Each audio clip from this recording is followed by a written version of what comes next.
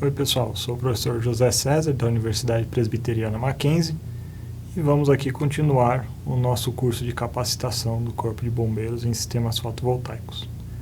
Até agora nos módulos nós falamos dos equipamentos, dos sistemas fotovoltaicos e agora nós vamos entrar em dois módulos de conscientização um pouco dos riscos com a energia elétrica e operação com sistemas fotovoltaicos.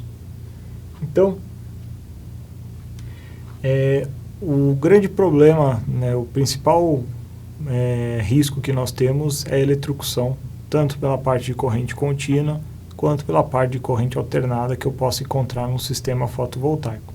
Lembrando que enquanto tiver sol, tiver iluminação nos painéis, eles estão eletrificados, e a menos que eu tenha os recursos que nós já mostramos, de seccionamento, de chave seccionadora, desligamento rápido, disjuntores, a menos que eu tenha esse tipo de equipamento para fazer manobra, eu posso estar suscetível a risco de eletrocução com corrente contínua e corrente alternada. E aí, quando a gente fala de eletrocução, a gente fala de passagem de corrente pelo corpo humano. Quando nós falamos de eletricidade lá nos primeiros módulos, nós vimos que se eu tiver uma fonte de tensão e uma resistência, eu consigo passar uma corrente elétrica. E o corpo humano possui resistência elétrica, assim como qualquer outro objeto, qualquer outro material. Então, de acordo com as normas internacionais, eu posso ter 4 intervalos de efeito sobre o corpo humano com a passagem de corrente elétrica, dependendo da quantidade, da magnitude dessa corrente. Então, se eu estiver trabalhando aí cerca de menos de 2 mA em corrente contínua ou meio mA em corrente alternada, eu não apresento risco para o corpo humano em si. Porém, à medida que a corrente aumenta, eu posso passar ali para 5 mA, 25 em corrente contínua, até 40 em corrente contínua, eu já vou entrar num nível de percepção, onde eu começo a verificar formigamento e alguns espasmos, com a passagem dessa corrente pelo corpo. Chegando no intervalo 3, quando eu já chego ali próximo de 35 mA em corrente alternada, 150 em corrente contínua, 240, nesse nível eu tenho a contração muscular severa em que eu não consigo mais controlar um membro do corpo, ou o meu corpo como um todo, e eu vou ter uma contração muscular que ela vai persistir enquanto a corrente estiver passando pelo corpo humano, ou pelo corpo da pessoa. E chegando a níveis mais elevados, eu posso chegar na eletrocução, onde eu vou ter a fibrilação ventricular e parada cardíaca, E aí eu já entro no cenário de morte mesmo, de risco de morte da pessoa suscetível a essa corrente. Então aqui eu trouxe um vídeo, trouxe 2 vídeos na verdade, para ver a questão de acidentes de trabalho, onde as pessoas estavam trabalhando sem EPI, em condições não ideais, sem manobra de equipamentos, com linha viva. Então nesse primeiro vídeo, a gente vai verificar esse operador, por exemplo, ele vai sofrer uma contração leve, vai se assustar e depois ele vai passar por uma região inundada, onde ali ele vai ter uma contração muscular severa, seguido de um provável afogamento. Então, aqui temos o operário trabalhando.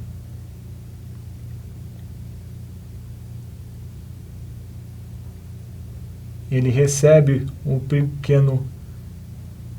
pequena descarga e agora, quando ele entra na região inundada, ele sofre uma contração muscular severa, passa uma corrente mais alta pelo corpo dele e agora ele vai ficar submerso até que algum companheiro venha e o resgate e faça os procedimentos de ressuscitação e outros cabíveis. Porém, o companheiro, ao chegar e ver ele nessa situação, também sofre os efeitos de contração muscular leve e um pouco mais severo e corre para o auxílio, porém Vejam que não é uma situação fácil, não é uma situação tranquila de se socorrer. Eu ainda tenho que desligar toda a energia, eu tenho que manobrar os equipamentos, como nós comentamos antes, para daí então eu poder entrar nesse local e resgatar esse operador. Nesse outro trabalho, nesse outro vídeo, o instalador está fazendo manutenção no equipamento, também sem EPI. Porém, o interessante desse vídeo é que com a contração muscular, se eu não tenho um companheiro ou alguém fiscalizando o meu serviço, eu posso sofrer a contração e não ser percebido pelos meus colegas de trabalho que eu estou sofrendo a contração muscular que está passando corrente pelo corpo. Então, no caso, ele sofreu aqui, né, colocou a mão na linha energizada, está passando, né, a contração muscular severa, pode estar em eletrocução aqui, porém os outros mantêm o trabalho de rotina porque não verificam que esse rapaz aqui está sofrendo os efeitos da corrente passando pelo corpo dele. Só vão perceber quando o corpo cede, e aqui ele já deve ter entrado em parada cardíaca, né, parada respiratória, e agora aqui vão verificar o socorro para esse indivíduo aqui. Então, o problema é real. Isso pode acontecer em instalações elétricas e pode acontecer em instalações fotovoltaicas se eu não souber manobrar os equipamentos, como a gente viu nos outros módulos. E aí, só para também trazer um pouco, né, qual é o perigo real com os módulos fotovoltaicos, a resistência do corpo humano é cerca de 1.725 ohms, a resistência média do corpo de uma pessoa. Se eu colocar 100 volts, ou seja, a pessoa encosta em um polo energizado com 100 volts em corrente contínua, a gente vai ter uma corrente resultante de 57 mA. Se a gente voltar para a nossa tabela, a gente vai ver que 57 mA em corrente contínua, eu já estou em contração muscular severa. Eu já posso entrar num dos dois casos dos vídeos que a gente acabou de ver. Então, só o fato de eu ter dois módulos fotovoltaicos conectados em série já é suficiente para eu estar numa situação de risco, onde eu possa ter uma contração muscular severa e precisar de socorro de um colega ou de uma equipe. E aí a situação se agrava um pouco com a região inundada, como a gente viu no vídeo. O primeiro rapaz, ele tomou um choque leve, mas quando ele entrou na região inundada, que aí de fato ele teve uma contração muscular severa e entrou em situação de afogamento. No caso aqui, foram feitos testes, né, de simulação do corpo humano em uma piscina, uma região inundada, e já com 75 volts de corrente contínua, com um corpo a distância de 2 metros dentro de uma região inundada, o corpo já sofria o equivalente a uma contração muscular severa. Então, uma das principais advertências, principalmente no trabalho com energia solar, é que deve-se evitar ao todo regiões inundadas, principalmente se eu tiver os módulos numa condição de céu claro, energizados. Aí, ainda em relação à água, quando eu utilizar água para apagar um incêndio em sistemas fotovoltaicos, eu tenho que tomar muito cuidado com os invólucros do quadro da caixa de junção, do quadro de proteção CC e do quadro de proteção CA, porque eles não são feitos para receber água sob pressão. Então, provavelmente, se eu utilizar água sob pressão em cima desses quadros, eles vão acumular água.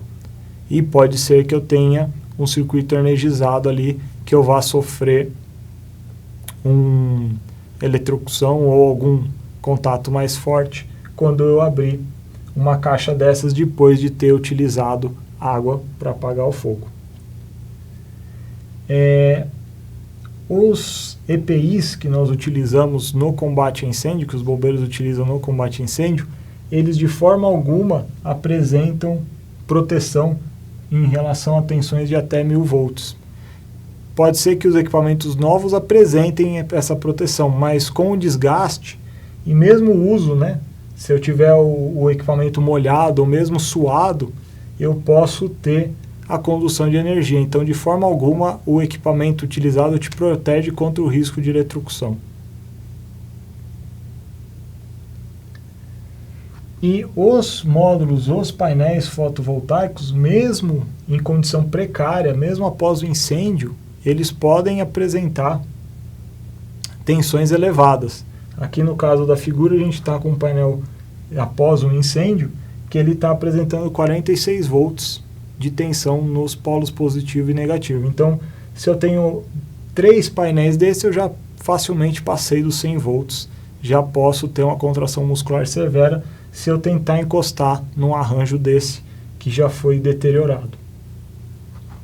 Então, é muito importante a gente estar sempre atento às questões onde tem materiais condutores para eu colocar a mão e nunca né, a luva que nós vamos utilizar no dia a dia, ela não vai nos proteger desse tipo de tensão, dessa corrente contínua que eu vou ter desse nível de tensão. Aqui um painel fotovoltaico danificado, em que ele, mesmo danificado, ele produz energia elétrica, então ele vai apresentar um arco elétrico.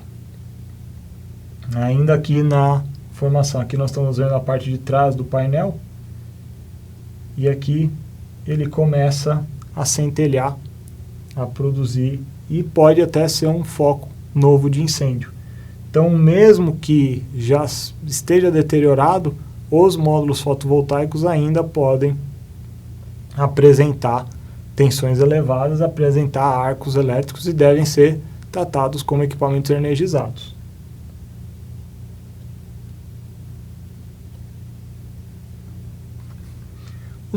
Quando iluminados, os painéis, os módulos fotovoltaicos vão estar eletrificados. Isso não somente com a luz solar. Se eu utilizar o holofote, um carro, para iluminação, ou mesmo se eu tiver um incêndio nas proximidades, a luz do incêndio ou dos holofotes pode gerar um risco de eletrocução também. Então é importante sempre manobrar, mesmo à noite, manobrar todos os equipamentos de seccionamento, tanto da parte de corrente contínua quanto da parte de corrente alternada, para diminuir o meu risco de eletrocução. Então, nesse módulo que a gente viu, no próximo nós vamos ver mais alguns dos riscos relacionados, mas principalmente uma pequena tensão de 100 volts em corrente contínua já é suficiente para eu ter um risco de eletrocução, de contração muscular severa. E aí eu tenho que prestar atenção principalmente à questão de regiões inundadas, dos meus quadros elétricos de distribuição, que o equipamento padrão do Corpo de Bombeiros não vai me proteger dessa eletrocução, e os módulos danificados ainda podem apresentar energia, né, suficiente para causar um acidente, para dar o risco elétrico. Então, eu tenho sempre que prestar atenção, manobrar os equipamentos e tomar as outras medidas, como, por exemplo, cobrir os painéis, como nós vamos ver nos próximos módulos. Aqui um pouco as referências, né, principalmente os vídeos que foram passados na aula.